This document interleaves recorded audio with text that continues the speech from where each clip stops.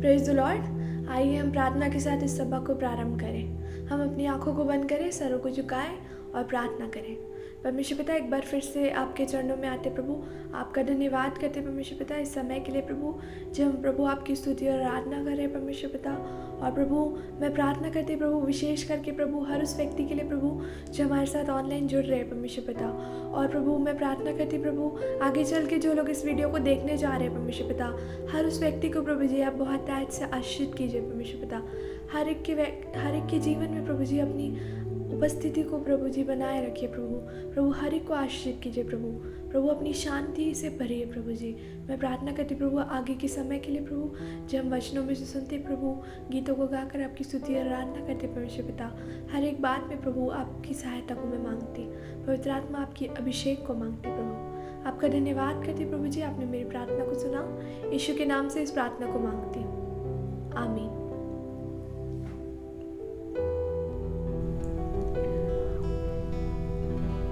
मेरे साथ तुम रहो ओ यीशु, तेरे बिना मैं ना जीऊंगा।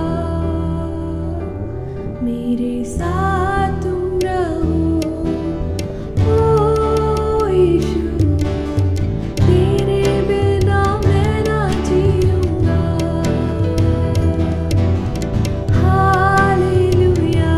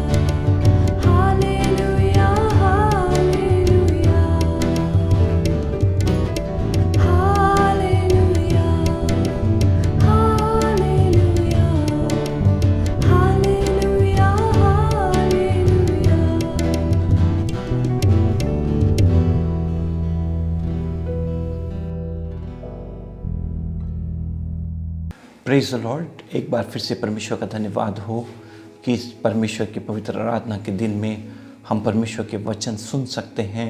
परमेश्वर का धन्यवाद हो कि पिछले विगत के कई महीनों से 4 महीने से भी अधिक वो हम सबको संभाला, सहायता किया और लगातार हम परमेश्वर के वचन को सुन सकते हैं, पढ़ सकते हैं। एक बार फिर से मैं आप सबों का स्वागत करता हूँ। कृपा करके परमेश्वर के वचन के प्रति गंभीर बन जाइए, गंभीर विद्यार्थी के समान, एक स्टूडेंट के समान परमेश्वर को वचन को पढ़ें, मनन करें, चिंतन करें, इसको अपने जीवन में लागू करें और प्रभु के आगमन के लिए तैयार हों। परमेश्वर के वचन में बड़े बोझ के साथ बता रहा हूँ ताकि परमेश्वर की कलीसिया और प्रभु का राज्य बढ़ता चला जाए और हर एक विश्वासी भाई बहन आशीषित होकर सही मार्गदर्शन में चलकर परमेश्वर प्रभु यीशु से मुलाकात कर सकें। आज इस सुबह के समय में परमेश्वर के वचन से हम लोग पढ़ेंगे दूसरा तीमुथियुस की पत्री उसका 2 अध्याय उसका 14 पद से लेके 19 पद तक। दूसरा तीमुथियुस की पत्री उसका 2 अध्याय उसका 14 से 19 पद को हम लोग पढ़ेंगे और इसमें से कुछ एक बातों को मैं आपको बताऊंगा। और आज के प्रचार का जो शीर्षक है वो 19 पद से मैंने लिया है और 19 पद में इस प्रकार से लिखा हुआ है, यहाँ पर लिखा हुआ है कि Praise the Lord. Nevertheless, God's solid foundation stands firm, sealed with His inscription. This inscription, the Lord knows those who are His, and everyone who confesses the name of the Lord must turn away from wickedness. तो परमेश्वर के वचन में 19 पद में इस प्रकार से लिखा, तो अभी परमेश्वर की पक्की नींव बनी रहती है और उस पर यह छाप लगी है, प्रभु अपनों को पहचानता है और जो कोई प्रभु का नाम लेता है वह अधर्म से बचा रहे। आमीन। परमेश्वर का धन्यवाद हो। इस वचन के अनुसार से आज के हमारे प्रचार का शीर्षक है the Lord knows his own. प्रभु अपनों को पहचानता है। The Lord knows his own. प्रभु अपनों को पहचानता है। इस संसार के अंदर में 2 शब्द है, अपना एक शब्द है और पराया एक दूसरा विलोम शब्द है, विरुद्धार्थी शब्द है, उल्टा शब्द है। अपने और गैर, पराए, दूसरे लोग। और यहाँ पर परमेश्वर के वचन में लिखा है कि परमेश्वर इस संसार में अपनों को पहचानता है। जो लोग प्रभु यीशु मसीह पर विश्वास किए हैं, प्रभु यीशु मसीह को उद्धारकर्ता के रूप में ग्रहण किए हैं, यीशु मसीह के मार्फत से पिता परमेश्वर से अपना मेल मिलाप किए हैं, परमेश्वर का वचन कहता है कि परमेश्वर अपनों को पहचानता है, अपने संतानों को पहचानता है, अपने बेटे बेटियों को पहचानता है। और इसलिए आज के हमारे प्रचार का शीर्षक है the Lord knows his own. परमेश्वर प्रभु अपनों को पहचानता है, प्रभु अपनों को पहचानता है। तो जल्दी से हम आगे बढ़ेंगे। 2 अध्याय दूसरा तीमुथियुस 2 अध्याय उसका 14 से 19 पद के ऊपर में आज हम लोग कुछ बातों को देखेंगे। और 14 पद से हम लोग जब आगे पढ़ते हैं तो यहाँ पर इस प्रकार से लिखा है कि इन बातों की सुधि उन्हें दिला और प्रभु के सामने चिता दे कि शब्दों पर तर्क वितर्क ना किया करें जिनसे कुछ लाभ नहीं होता, वरन सुनने वाले बिगड़ जाते हैं। तो परमेश्वर के वचन में आज हम लोग देखने जा रहे हैं कि किस रीति से कलीसिया के इतिहास से, प्रारंभ से, शुरुआत से लेके अब तक कलीसिया के ऊपर में शैतान, अंधकार की शक्ति और दुष्ट लोगों के द्वारा से, विरोधी लोगों के द्वारा से लगातार प्रभु यीशु मसीह के सुसमाचार और परमेश्वर के सत्य वचनों के ऊपर में प्रहार होते आया है, उसके ऊपर में आक्रमण होते आया है। और शैतान हर समय सत्य को धूमिल करने के लिए, परमेश्वर के सुसमाचार को प्रदूषित करने के लिए, उसमें मिलावट करने के लिए, गड़बड़ी करने के लिए लगातार प्रयासरत है। और लगभग 2020 साल हो गए हैं, मगर अभी भी कलीसिया और प्रेरित लोग और परमेश्वर के लोग, विश्वासी लोग इस समस्या का सामना कर रहे हैं कि किस रीति से सच्चाई के विरोध में कई प्रकार की झूठी शिक्षा, झूठे कार्य, झूठी बातें आ रही हैं और लगातार सच्चाई को और परमेश्वर के वचन की शिक्षाओं के ऊपर में आक्रमण करके परमेश्वर के सच्चे सिद्धांतों को, शिक्षाओं को तोड़ने में लगे हुए हैं। प्रभु यीशु मसीह ने मत्ती रचित सुसमाचार उसका 13 अध्याय उसका 24 से 30 पद में एक दृष्टांत बताया और प्रभु यीशु मसीह ने कहा कि जो किसान है, जो बीज बोने वाला है, उसने गेहूं का दाना अपने खेत में उगाया। The wheat and the tears, इस शीर्षक है इस वचन के भाग का शीर्षक है गेहूं और जंगली बीज, the wheat and the tears. तो यहां पर लिखा है कि जैसे ही किसान और उसके लोग दिन में अपने खेतों में सच्चा बीज गेहूं जो हिस्ट पुस्ट और एक real seed, strong seed, concrete seed, एक सही बीज गेहूं उगाकर जब खेत से संध्या के समय जब वो लोग घर लौट जाते हैं, रात के समय में शैतान वहां जाकर उस खेत में जंगली दानों को बो देता है, बिखर देता है। जब भी परमेश्वर के लोग सोते हैं या अपने घरों में बंद रहते हैं, लॉकडाउन रहते हैं, तब शैतान खुले खेत में, खुले संसार में अपना जंगली बीज बोने के कार्य में लगा रहता है। वर्तमान समय में ऐसा ही हो रहा है। इस लॉकडाउन में जब विश्वासी लोग और कलीसिया और परमेश्वर के लोग घर के अंदर लॉकडाउन है, तो शैतान अपने जंगली बीज विश्वासियों और घर घर में जाकर बोने में लगा हुआ है। जो शैतान है और उसके लोग हैं, वो लोग सक्रिय हैं, वो लोग निष्क्रिय नहीं है, वो लोग बंद नहीं है और वो लोग अपने कार्य करने लगे हुए हैं। तो जंगली बीज बो दिया जाता है। और इस दृष्टांत को अगर हम लोग पूरा पढ़ेंगे तो 25 पद में लिखा है कि स्वामी, हमने तो गेहूं का दाना उगाया था, हमने तो सच्चा बीज बोया था, मगर इस खेत में जंगली बीज कहां से आए? तो 25 पद में लिखा है, हिज एनिमी केम एंड सोड टेयर्स। उसके दुश्मन वहां पर आकर जंगली बीज बो दिए। तो आज हमारे प्रचार का शीर्षक है the Lord knows his own. प्रभु अपनों को पहचानता है। तो परमेश्वर के अपने लोग, कलीसिया के लोग, विश्वासी भाई बहन, संत और पवित्र लोग, ये लोग अपना कार्य करते हैं, मगर इनके विरोधी, इनके विपरीत जो दुष्ट लोग हैं, अविश्वासी लोग हैं, संसारिक लोग हैं, वो लोग परमेश्वर के खेत में, परमेश्वर के काम में, लोगों के जीवनों में जाके जंगली बीज बोकर गलत लोगों को ले जाकर उनके जीवन को दिग्भ्रमित कर देते हैं और गड़बड़ी में डाल देते हैं। तो 38 पद को यदि हम पढ़ेंगे, मत्ती रचित सुसमाचार 13 अध्याय उसका 24 से 30 पद के अंदर में ये दृष्टांत दिया है कि अच्छा बीज बोया गया था, मगर उसके बीच में शैतान अंधेरे में रात में जाकर जंगली बीज बो दिया और अच्छे बीज और जंगली बीज दोनों टकराते हुए खेत में बड़े हो गए। स्वामी ने कहा, इसको अंत के दिनों में मैं काटूंगा, गेहूं को खत्ते पे इकट्ठा करूंगा और जंगली बीज को उस अग्नि में डाल दूंगा, उस नरक की आग में डाल दूंगा जो कभी बुझती नहीं है। मगर इसके बीच में इसे काटने की आवश्यकता नहीं है। कहीं ऐसा ना हो कि तुम जंगली बीज को उखाड़ते हुए, निकालते हुए अच्छे बीज के पौधे को भी तुम नुकसान पहुंचा सकते हो। और इसलिए 38 पद में 13 अध्याय मत्ती रचित सुसमाचार 38 पद में यहाँ पर जो खेत है वो संसार को दिखाता है और जो अच्छा बीज है, गुड सीड, अच्छा बीज जो है वो परमेश्वर के संतानों को, बच्चों को, जो परमेश्वर के राज्य के संतानों के विषय में बताता है। और तीसरी बात है, the tares are the children of the wicked one.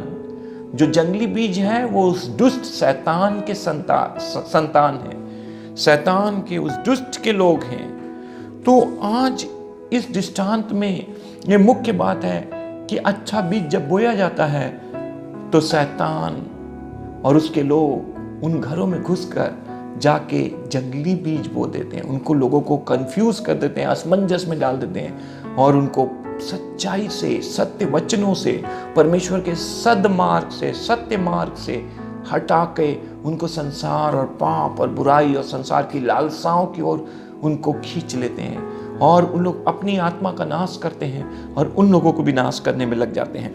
तो आज 39 पद में लिखा है कि एनिमी इज डेविल। जो दुश्मन है, जिसने ये काम किया है, वो शैतान है।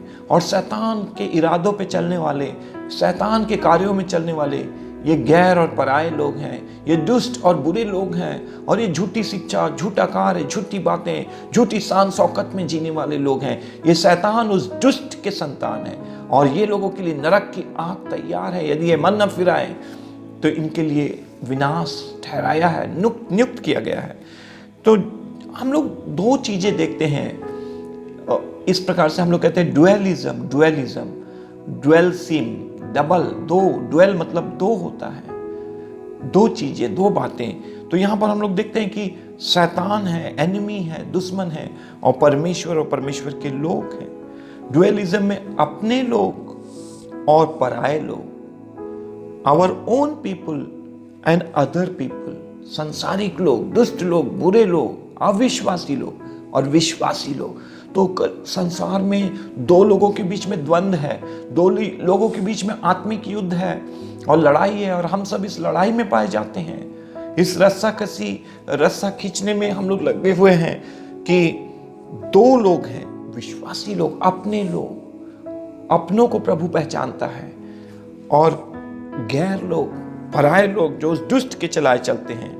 और यहाँ पर और डुअलिज्म के बारे में हम उदाहरण है, दो चीजों के बारे में उदाहरण है, वो बीज के बारे में है कि एक अच्छा बीज है और दूसरा जो है बैड सीड, बुरा बीज या जंगली बीज या गलत बीज। अच्छा बीज और जंगली बीज, तो दो चीजों के बारे में है। पूरी दुनिया डुअलिज्म में है। पूरी दुनिया में दो चीजें हैं, एक परमेश्वर और परमेश्वर के लोग, दूसरे शैतान, दुष्ट के लोग और उसके लोग, दुष्ट और उसके लोग।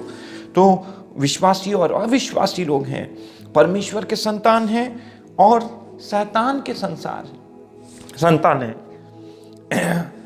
उस दुष्ट इब्लीस के शैतान डेविल, वो झूठ का जो गढ़ने वाला और चाहने वाला और वो हत्यारा, उसके संतान।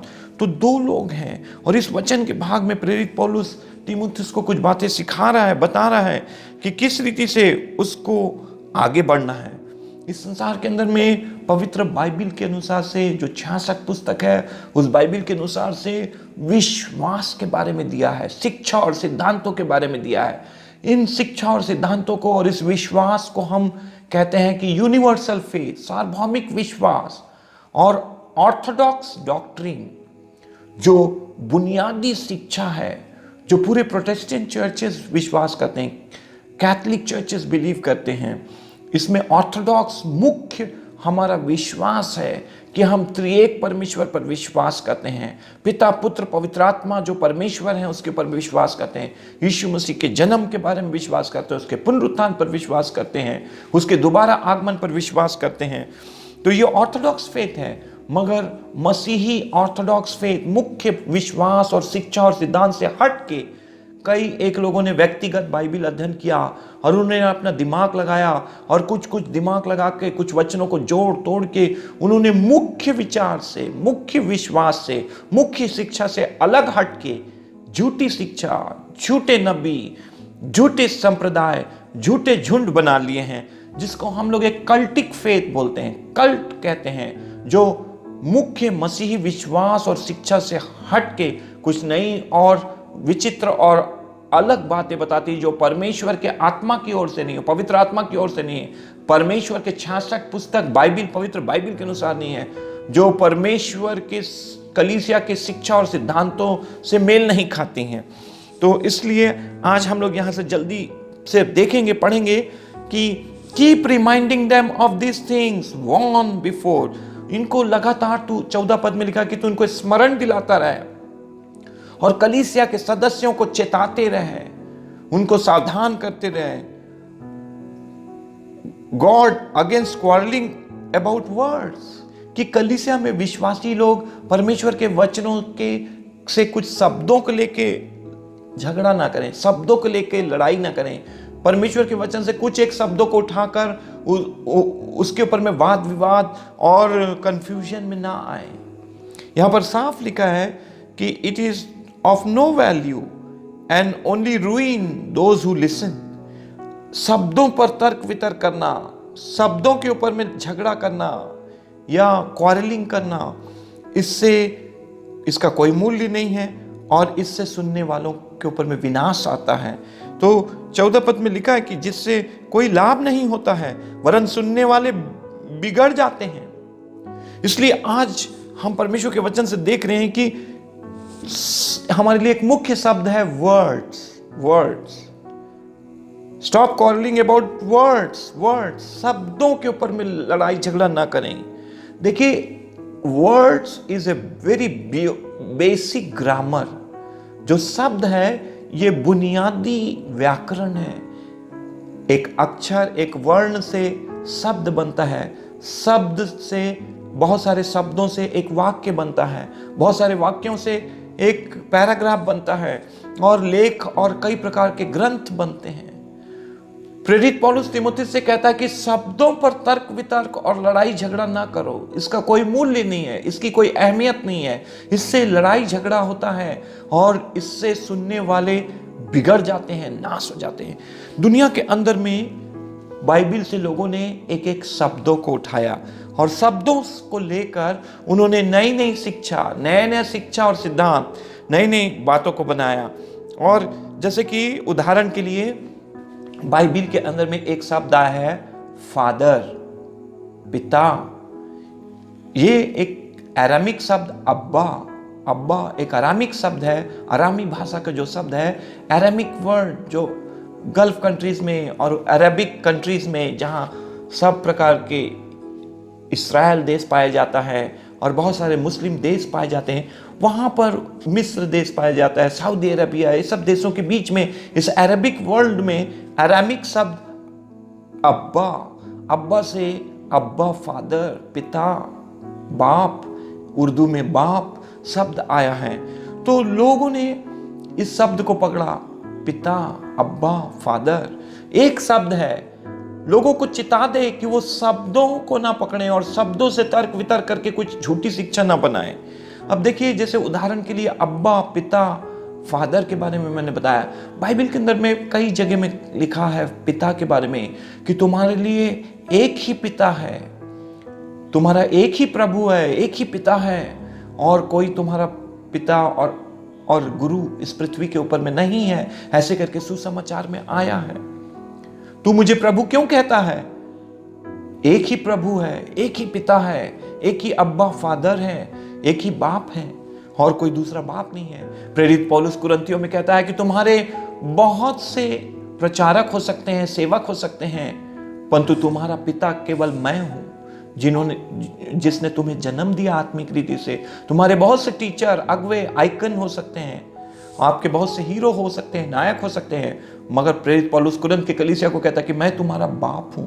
मैं यहां पर आके कलीसिया को स्थापित किया। तुम लोग सुसमाचार के द्वारा, आत्मा के द्वारा जन्मे हो, उद्धार पाए हो।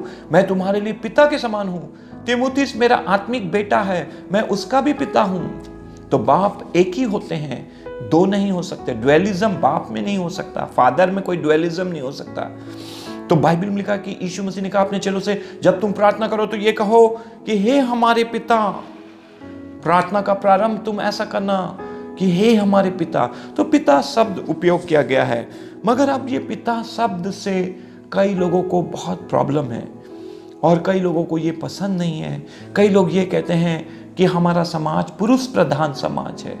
हमारा समाज नर को, पुरुष को, पुरुषों को, मर्दों को अहमियत देता है और वो हर समय परमेश्वर को पिता पिता करके संबोधित करते हैं।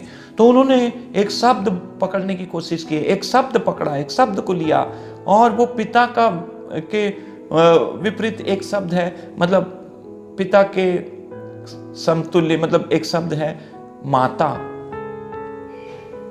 उन्होंने कहा क्यों हम परमेश्वर को पिता ही कह सकते हैं, माता क्यों नहीं कह सकते? परमेश्वर माता भी है। तो उन्होंने अपनी पूरी थियोलॉजी, अपना पूरा धर्म विज्ञान, दिव्य विज्ञान माता से संबंधित होकर लगाया। उन लोग जो चश्मा पहनते हैं, जो बाइबल पढ़ते हैं, बाइबल का प्रकाशन और दर्शन उनको मिलता है, जो बाइबल से वो तर्क वितर्क करते हैं, उसमें उन लोगों का तर्क ये रहता है कि वो ये सिद्ध करना चाहते हैं कि परमेश्वर पिता नहीं है, परमेश्वर माता है। और इसलिए माता परमेश्वर का एक समूह स्थापित हो गया संसार में और इन लोग देश देश में और हर एक गांव, कस्बे, नगर, शहर में सब जगह जाकर माता परमेश्वर का प्रचार करने में जुटे हुए हैं। रात दिन परिश्रम कर रहे हैं और कलीसियाओं में, परिवारों में, घरों में जाकर ये लोग माता परमेश्वर का प्रचार कर रहे हैं और वो कह रहे हैं कि पिता परमेश्वर करके हमें प्रार्थना नहीं करना है, माता परमेश्वर कहना है। परमेश्वर माता है। खैर मैं इसको आगे और आपको बताऊंगा, मगर एक शब्द पिता, एक शब्द माता। तू शब्दों पर तर्क वितर्क मत कर। एक शब्द से एक डॉक्ट्रिन, एक शिक्षा, एक सिद्धांत, एक कल्टिक ग्रुप, एक झूठी शिक्षा का एक समूह बन जा रहा है। पिता से माता और उसके बाद एक शब्द है सबत, सप्त का दिन, सबत। देखिए सबत, सप्त से एक बहुत बड़ा समूह बन गया। जिन लोगों को बाइबल के अंदर में परमेश्वर के आराधना का दिन पुराने नियम के अनुसार से सब्त का दिन दिखाई देता है और वो लोग शनिवार को आराधना करते हैं, उनके लिए रविवार आराधना करना बाइबल के विपरीत है, गलत है, या दूसरे तरीके से उनको पसंद नहीं है या उनको अच्छा नहीं लगता है। वो लोग सब्त के दिन में, शनिवार के दिन में आराधना करते हैं। एक पास्टर है और उसकी पत्नी पास्टर को और उसके दोनों बेटों को, छोटे छोटे बच्चे लोगों को छोड़कर, वो अपने पति को छोड़ के, पास्टर को छोड़कर, वो हमारे से अधीन में रहकर काम करते थे। ये जवान पास्टर को मैंने बहुत रीति से सहायता किया, उसकी सेवकाई में स्थापित किया। उसकी पत्नी अपने पति को छोड़ दी और पति के पास आकर कहती है कि हम लोग बहुत भ्रांतियों में हैं, आराधना शनिवार को होना चाहिए। और वो सब सब्त के कारण से, एक सब्त के कारण से, शनिवार की आराधना के कारण से अपने पति और 2 बच्चों को छोड़कर तलाक लेकर अलग हो गई। तो एक शब्द है, मैं आपको शब्दों के बारे में बता रहा हूं। 14 पद, 2 तिमोथी 2 अध्याय उसका 14 पद में, शब्दों पर तर्क वितर्क मत करो। अगेंस्ट क्वारलिंग अबाउट वर्ड, शब्दों पे वो मत करो। एक एक शब्द से एक एक कल्ट, एक एक शिक्षा, एक एक सिद्धांत बन गया। जैसे कि बाइबल के अंदर में एक बहुत ही सुंदर शब्द है, इस्राएली लोग उस शब्द को लेने के लिए भी डरते हैं। वो कहते हैं कि हम अपवित्र हैं, हम नापाक हैं, और इस पाक शब्द को, इस पवित्र शब्द को हम अपने अशुद्ध होठों से, अशुद्ध मुंह से और इस पापमय जीभ से कैसे बोल सकते हैं। और इसलिए वो लोग इस नाम, जहां कहीं भी ये नाम आता है तो वो लोग वहां खामोश हो जाते हैं, शांत हो जाते हैं, स्टैंड स्टिल हो जाते हैं, और उसके बाद आगे का कलमा, आगे का वचन, आगे का पद पढ़ते हैं। और ये शब्द है यहवे। तो वो लोग यहवे को पूरा यहवे ना बोल के यहोवा बोल देते हैं। और कुछ लोगों को एक दिन बाइबल अध्ययन में ये शब्द मिला और वो उसको पढ़ने लगे, और इस शब्द के ऊपर से उन्होंने एक बहुत बड़ा समूह खड़ा कर दिया। Yahweh, we are the witnesses of Yahweh, हम लोग यहोवा के गवाह हैं। इसमें कोई बुराई नहीं है कि हम यहोवा के विटनेस हैं, हम यीशु मसीह के विटनेस हैं। नए नियम के अंदर में हम मसीह के साक्षी हैं, गवाह हैं, ये बहुत अच्छी बात है। मगर यदि आपको पूरी बाइबल के अंदर में केवल यहोवा दिखाई दे रहा है और त्रिएक परमेश्वर को यदि आप छोड़ दे रहे हैं, तो आप ऑर्थोडॉक्स फेथ से हट रहे हैं और आप एक कल्टिक दिशा में जा रहे हैं। और इस यहोवा शब्द से, एक शब्द से यहोवा विटनेस एक पूरा झुंड बन गया, जो ऑर्थोडॉक्स फेथ से हट के, मुख्य धारा से हट के, उन्होंने अपनी शिक्षा और सिद्धांत बना दिए, अपना बाइबल छाप लिए हैं, और वो अपनी सोसाइटी को वॉच टावर सोसाइटी के रूप में जान रहे हैं। और वो सेवकाई करने में, सुसमाचार, अपने कल्टिक प्रचार को करने में बहुत तेज और अग्रणी हैं, बहुत आगे हैं। और दूसरा एक शब्द है जीसस। यीशु, कितना सुंदर और प्यारा नाम है, यीशु, जीसस। और जीसस शब्द से कुछ लोगों ने एक शिक्षा और सिद्धांत बना लिया है, ओनली जीसस, केवल यीशु। तू शब्दों पर तर्क वितर्क और झगड़ा ना कर। अगर ओनली जीसस वाले आपसे तर्क वितर्क करेंगे, बोलेंगे कि पूरी बाइबल के अंदर में केवल जीसस शब्द है, यहोवा विटनेस वाले बोलेंगे केवल यहोवा शब्द है, और माता परमेश्वर वाले बोलेंगे परमेश्वर केवल माता है। और इसलिए क्या है, जीसस करके, ओनली जीसस करके एक ग्रुप पूरा स्थापित हो गया, और वो लोग प्रचार करते हैं, और वो लोग इस विश्वास के लिए खड़े हैं कि बाइबल के अंदर में केवल यीशु है, ओनली जीसस है। और देखिए, तो एक एक शब्दों में, एक एक तर्क वितर्क से एक झूठी शिक्षा, कल्टिक ग्रुप बन गया है, जो कलीसिया को तहस नहस कर रहे हैं, जो कलीसिया को जाड़ रहे हैं, विश्वासियों को दिग्भ्रमित कर रहे हैं, कंफ्यूज कर रहे हैं, और कई तरह से भ्रमित कर रहे हैं। और इसलिए 2 तिमुथियुस 2 अध्याय 14 पद से मैं बड़े बोझ और दर्शन के साथ आपको वचन बता रहा हूं। और आइए हम जल्दी से देखेंगे कि जो परमेश्वर के बारे में हम लोग पढ़ रहे थे कि पिता करके हम उसको संबोधित कर रहे हैं, पिता करके कह रहे हैं, तो कभी कभी हम लोग सांसारिक हैं, शारीरिक हैं, हमारी शब्दावली, हमारी भाषा, हमारा व्याकरण, हमारा ग्रामर सब कुछ सांसारिक है। हमें स्वर्गीय बातें बताई जाएगी तो हम जिसको जानते नहीं है, सुने नहीं है, समझे नहीं है, जो हमारे व्याकरण, हमारे वोकैबुलरी में, हमारे शब्दावली में, हमारे शब्दकोश में जो शब्द नहीं है वो हमें समझ में नहीं आएगा। इसलिए परमेश्वर ने बाइबल के अंदर में अपने आप को पिता करके संबोधित किया है और बांटा है।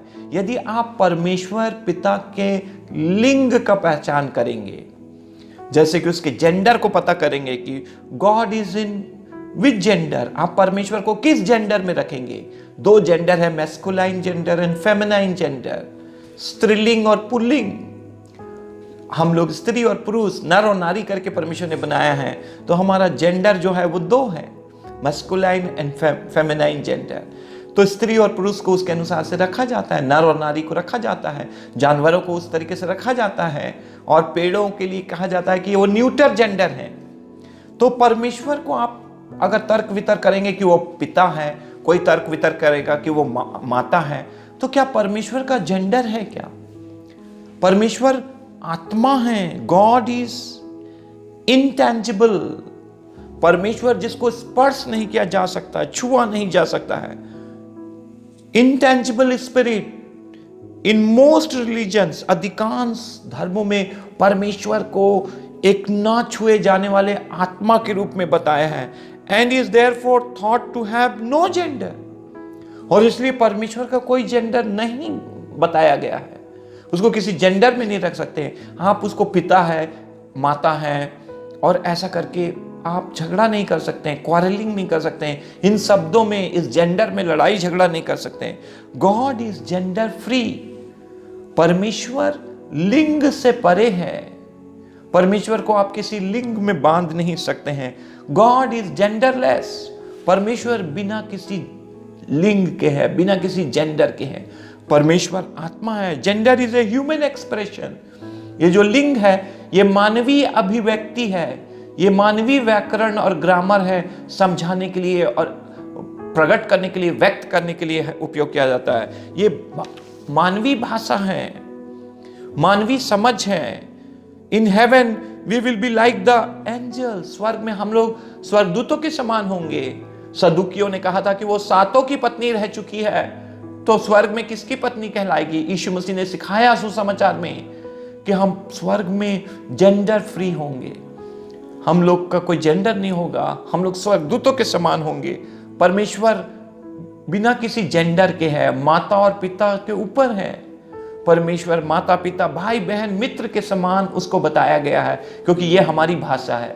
परमेश्वर का कोई जेंडर नहीं है। इसलिए इस बात में तर्क वितर्क करना कि वो पिता है, इस बात में तर्क वितर्क करना कि वो माता है, इस बात में तर्क करना कि पुरुषवाद है या नारीवाद है, फेमिनिज्म है, फेमिनिस्ट है, ये एक अंधी दौड़ है और ये एक गलत जोश और उमंग है जो परमेश्वर के ऑर्थोडॉक्स फेथ से हमें अलग करके, बुनियादी शिक्षा और सिद्धांत से अलग करके हमें परमेश्वर से डिस्ट्रैक्ट करता है, दिग्भ्रमित करता है, भटकाता है और हमको नरक की आग की ओर ले जाता है। इसलिए हमें मन फिराने की आवश्यकता है।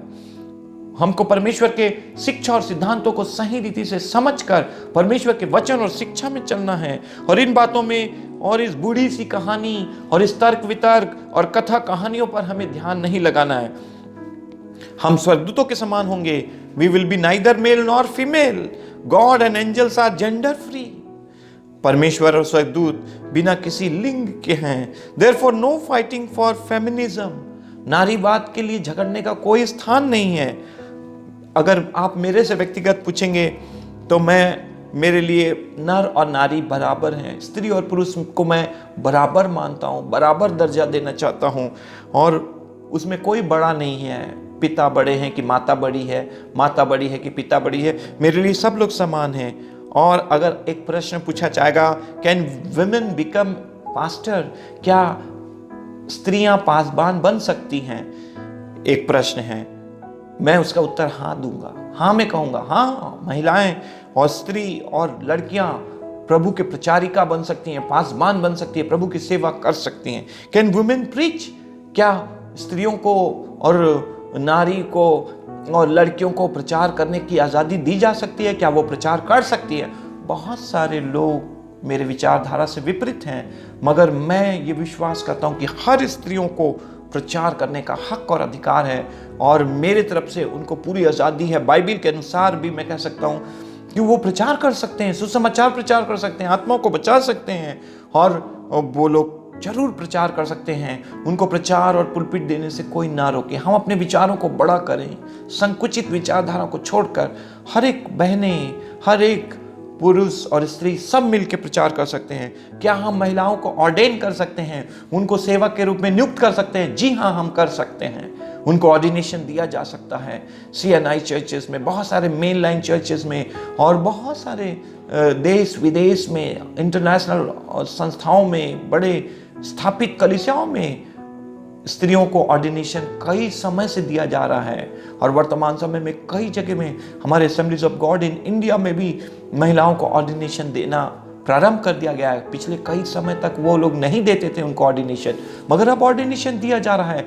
यीशु मसीह आने वाला है। हम इन छोटे छोटे शब्दों में स्त्री, पुरुष, नर, नारी, माता, पिता और यहोवा, यीशु, सबत, ये सब पे लड़ाई ना करें, बल्कि हम लोग जल्दी से परमेश्वर के सुसमाचार प्रचार करने में सरगर्मी दिखाएं, सजग हो जाएं, सरगर्म हो जाएं, तत्पर और तैयार हो जाएं और सुसमाचार प्रचार करें। इसी 14 पद में लिखा है, इन बातों का कोई मूल्य नहीं है और इन तर्क वितर्क सुनने से लोग नाश होते हैं। और उन लोग रुइन, इंग्लिश में NIV बाइबल में रुइन शब्द उपयोग किया गया है, और वो नाश होते हैं। और इसलिए हम इन शब्द और तर्क वितर्क ना करें, और हम कलीसिया में जाके गड़बड़ी ना करें। 15 पद में लिखा है कि प्रेरित पौलुस तीमुथियुस को कहता है कि do your best to present yourself to God as one approved, a workman who does not need to be ashamed and who correctly handles the word of truth। Bible जो परमेश्वर का बेशकीमती कलाम है, प्रेशियस ओरेकल है, कीमती वचन है, इस वचन को प्रेरित पौलुस कह रहा है कि तू बहुत अच्छे से हैंडलिंग कर, इसको बहुत अच्छे से प्रचार कर, पूरी कुशाग्रता से, पूरे स्किलफुल तरीके से, पवित्र आत्मा के अभिषेक से, दिव्य शास्त्र के पूरे अध्ययन से, कलीसिया के सारे शिक्षा और सिद्धांतों को भली भांति सीख कर, समझ कर, जानकर, पूरे विश्वास और भरोसों के साथ परमेश्वर के वचन का प्रचार कर।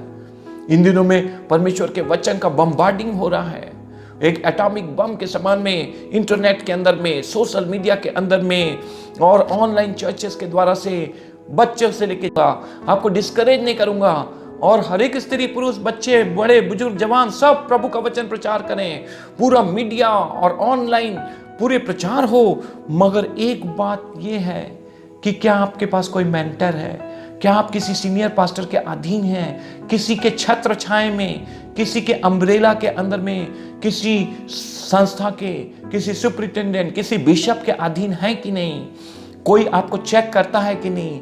आपको परमेश्वर का वचन कुछ भी आप प्रचार कर देंगे तो बहुत गड़बड़ी हो जाएगा, बहुत नुकसान हो जाएगा, और उससे तबाही हो जाएगी। इस वचन के अंदर में, वचन में एक शब्द उपयोग किया गया कि the word of God will be havoc, परमेश्वर का राज में हैवॉक हो जाएगा, तबाही मच जाएगी, बर्बादी हो जाएगी, गड़बड़ी हो जाएगी।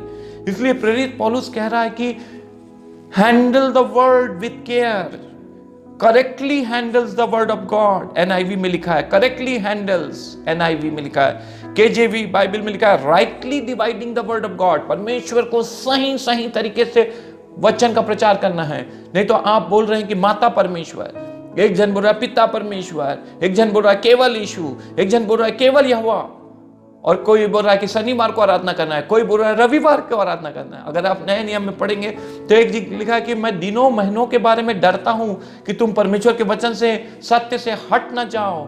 परमेश्वर के लिए सब दिन समान है। अगर आप गल्फ कंट्री में हैं तो आप शुक्रवार के दिन, जुम्मे के दिन, जैसे मुस्लिम भाई बहन नमाज पढ़ते हैं तो आप जुम्मे के दिन में आराधना कर सकते हैं, प्रार्थना कर सकते हैं। ना शनिवार ना रविवार, जुम्मा की आराधना, जुम्मे की प्रार्थना, जो परमेश्वर स्वर्ग में कबूल करेगा और आपको जन्नत फरमान करेगा, अनंत जीवन और हमेशा की जिंदगी से बख्शेगा, आपको आशीषित करेगा। तो आप इन शब्दों और वाक्यों में तर्क वितर्क न करें। एक दूसरे बाइबल में लिखा है कि rightly handling the word of God. तो आप परमेश्वर के वचन को बहुत सरल और बहुत सस्ता, बहुत चीफ मत बनाइए। हर एक जो परमेश्वर के वचन को लेके आ रहा है वो बड़ी गंभीरता से प्रार्थना के साथ पवित्र आत्मा की अगुवाई में आप अपने मुंह में लगाम रखिए। शब्द होंठ मुंह के ऊपर में पवित्र आत्मा का कब्जा हो, हमारे अशुद्ध होंठ को वेदी के अंगार से शुद्ध और पवित्र किया जाए, ताकि हम सही तरीके से परमेश्वर का वचन प्रचार करें। और वचन के साथ खेल मत करिए, हंसी मजाक और ठट्ठा मत करिए। तो ये 15 पद में वो कह रहा कि तू राइटली डिवाइड कर परमेश्वर के वचन को। मेरे कूच करने का समय आ गया है, पूरी कलीसिया का बिशप तू बनने जा रहा है। अभी तो तू मेरा बेटा है और तू अभी इफिसुस की कलीसिया का पासबान है, अगवा लीडर है, मगर मेरे जाने के बाद बहुत सारे चर्चेस के ऊपर में तू प्रेरित बनेगा, बिशप बनेगा, अध्यक्ष बनेगा, सुपरिटेंडेंट बनेगा। और तब तू परमेश्वर की सच्ची शिक्षा में लोगों को रक्षा करना, उनकी हिफाजत करना और उनको भटकने से, ऑर्थोडॉक्स फेथ से और शिक्षा और सिद्धांतों से भटकने से बचाना। Many people are preaching the present time. तो सबसे पहली बात है कि हमारे पास एक मेंटर होना चाहिए और जिसके अधीन में हम रहकर सुने। बाइबल ट्रेनिंग और सारी चीजें इसीलिए महत्वपूर्ण हो जाती हैं। With the doctrines of the Bible के सिद्धांत कई लोगों को नहीं मालूम। 30-40 साल से कलीसिया में है, 50 साल से कलीसिया में है, उनको कौन सा ग्रुप क्या विश्वास करता है उनको नहीं मालूम है। ये सारी चीजें हम लोग प्रेरित लोग सिखाते हैं, बताते हैं। हम लोग जो बाइबल टीचर हैं वो आपको क्लियर करते हैं कंफ्यूजन को, डाउट्स को और शिक्षा और सिद्धांतों को। कई कलीसिया में कई लोग अपने डॉक्ट्रिन से थारो नहीं है, अपने डॉक्ट्रिन से बहुत अच्छे से चीज परिचित नहीं है। कई लोगों को सीखने की आवश्यकता है। 16 पद में लिखा है प्रोफेन एंड वेन बैबलिंग। सब प्रकार के 16 पद में लिखा हुआ है, 16 पद में लिखा हुआ है कि avoid godless chatter because those who indulge in it will become more and more ungodly। व्यर्थ और बेफजूल के बातों से हमें बचना है। प्रोफेन अशुद्ध बातों से, बूढ़ी किसी कहानी से, अपवित्र बातों से, बैबलिंग बड़बड़ करने से, बकबक करने से, बकवासी बनने से बच। They will increase unto more ungodliness। अगर इन बातों पे लोग जाएंगे, हंसी ठट्ठा मस्करा और वाद विवाद झगड़े शब्दों में, तो ये लोग अभक्ति में बढ़ेंगे, अपवित्रता में बढ़ेंगे, अनात्मिक बातों में बढ़ेंगे। वो लोग सांसारिक और शारीरिक रहेंगे और वो लोग आत्मिक बातों में, आत्मिक जीवन में और सब प्रकार की परिपक्वता में नहीं बढ़ेंगे। इसलिए 16 पद में वो लिखा है कि सब बातों को कर। 17 पद में लिखा है कि दिस वर्ड, 17 पद में लिखा है कि there teaching will spread like gangrene. झूठी शिक्षा गैंग्रीन के समान बढ़ती है। Among them are Hymenaeus and Philetus. 2 पौलुस के विरोधी लोगों का नाम यहां पर दिया गया है, जो सच्ची शिक्षा का विरोध करते थे, सुसमाचार का प्रचार करते थे। जब पहली मिशनरी यात्रा में पौलुस अंताकिया की कलीसिया से सेलूसिया और कुप्रूस होकर आइकोनियम, दिर्बे, लिस्त्रा, गलातिया में गया और जैसे ही सुसमाचार वचन प्रचार करके वापिस आया यरूशलेम में, यहूदी लोग जाके वहां पर उनको कहने लगे यीशु मसीह के द्वारा उद्धार नहीं होगा, ये सुसमाचार से केवल उद्धार नहीं होगा, तुमको मूसा की व्यवस्था पालन करना है, सबको खतना करना पड़ेगा, सबको यहूदी धर्म में कन्वर्ट होना पड़ेगा। देखिए, जैसे ही एक सच्चा प्रेरित सुसमाचार और यीशु मसीह का प्रचार करके वापिस आया, तुरंत दुश्मन, विरोधी, जुडाइजर, जिसको हम लोग जुडाइज्म का प्रवक्ता को उसका प्रचार प्रसार करने वाले जाके उन नए नए अन्य जाति विश्वासियों को डरा दिए, घबरा दिए और भ्रमित कर दिए कि तुम्हें यहूदी धर्म में कन्वर्ट होना है और यहूदी तुम्हारा खतना होना है। और इसलिए यहां पर एक बहुत बड़ी गड़बड़ी हो गई। तो आज संसार में जैसे ही एक पास्टर किसी परिवार से प्रार्थना करके वचन बंधाकर निकलता है, दूसरा एक झूठा प्रचारक उनके घर में आ जाता है। जो कुछ पास्टर ने बीज बोया है, दूसरा व्यक्ति कुछ और कुछ बता के वो पूरा खत्म कर देता है। तो किस रीति से यीशु मसीह ने अपने रुझान में बताया कि अच्छा बीज बोया गया, रात में दुश्मन आके जंगली बीज बो दिया। तो आज कलीसिया के लिए चुनौती 2020 में भी है, वर्तमान में भी है, इस महीने के अंदर में भी है कि चारों तरफ सच्चे कलीसिया के बीच में झूठे लोग इधर उधर घर घर में जाके विश्वासियों को बहका दे रहे हैं, भटका दे रहे हैं, प्रलोभन दे रहे हैं, कई प्रकार की सहायता पहुंचा के उनको किसी रीति से अपने जाल में फंसा रहे हैं और कलीसिया से अलग कर रहे हैं, प्रभु के लोगों से अलग कर रहे हैं। तो ये हमारी चुनौती है, प्रार्थना का विषय है कि आप रात और दिन इन झूठे शिक्षकों और इस दुष्ट आत्मा के कामों के लिए प्रार्थना करें कि वो यीशु के नाम से बांधा जाए और प्रभु के लोगों से जुड़े रहें, उनको संभालें, बचाएं, उनको काउंसलिंग करें, उन्हें सही मार्गदर्शन दें। तो 16 पद के बाद में 17 पद में लिखा है कि वो गैंग्रीन के समान, गैंग्रीन कैंकर, एक जख्म के समान, कैंकर के समान, एक घाव के समान फैलेगा और बढ़ेगा। 17 पद में लिखा कि एक सड़े घाव कैंकर के समान ये बढ़ता है। और 18 पद में लिखा कि ये लोग बहुत बड़ी गलतियों में हैं और who have wandered away from truth, जो सत्य से भटक गए।